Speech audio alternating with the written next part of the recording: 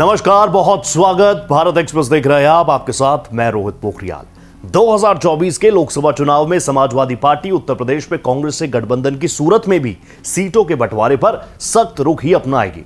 सपा नेतृत्व ने इसके संकेत दिए हैं और मजबूत संकेत दिए हैं।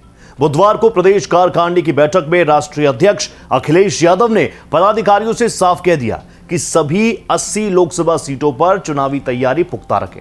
गठबंधन की स्थिति में भी पार्टी 65 सीटों पर चुनाव लड़ेगी। पार्टी कार्यालय पर 3 घंटे से अधिक चली बैठक में अखिलेश ने लोकसभा चुनाव की रणनीति पर पदाधिकारियों संग मंथन किया। सोर्सेस के अनुसार कुछ पदाधिकारियों ने मध्य प्रदेश में कांग्रेस के साथ गठबंधन को लेकर चले घटनाक्रम और उसके बाद हुई आक्रामक बयानबाजियों का भी जिक्र कर दिया। समाजवादी पार्टी के राष्ट्रीय सचिव और प्रवक्ता राजेंद्र चौधरी ने अपनी बात रखी।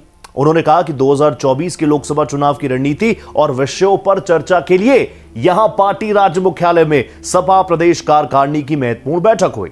उन्होंने यह भी बताया कि पार्टी अध्यक्ष अखिलेश यादव ने कार्यकर्ताओं से कहा है कि वो प्रदेश की सभी सीटें यानी सभी 80 लोकसभा सीटों पर तैयारी मजबूत रखें। इनमें से 65 सीटें समाजवादी पार्टी जीतनी चाहिए।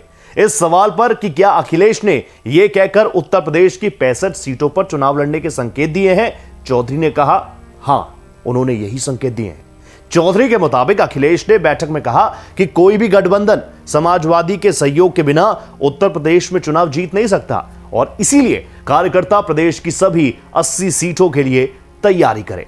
इस सवाल पर कि क्या बैठक में विपक्ष के दलों के गठबंधन Indian national developmental inclusive alliance यानी इंडी अलायंस के बारे में कोई बात हुई, तो सपा प्रवक्ता ने कहा कि अखिलेश ने कहा है कि जब सीटों के बंटवारे पर बातचीत होगी तब देखा जाएगा। उनकी राय थी कि कांग्रेस से गठबंधन करने में कोई फायदा ही नहीं है क्योंकि यूपी में फिलहाल उसकी जमीन उतनी मजबूत नहीं है।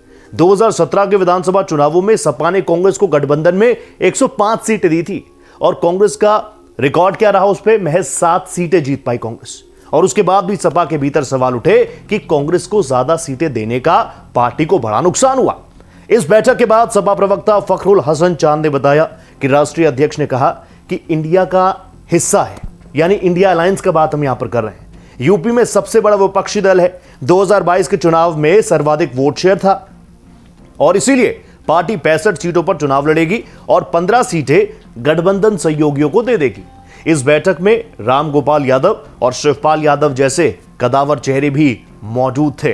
अब उत्तर प्रदेश में समीकरण क्या बनेगा, इसके लिए थोड़ा इंतजार करना होगा, लेकिन इस तरह की वीडियोस के लिए आप हमारे सोशल मीडिया प्लेटफॉर्म पर बने रहिएगा। थैंक यू, नमस्कार।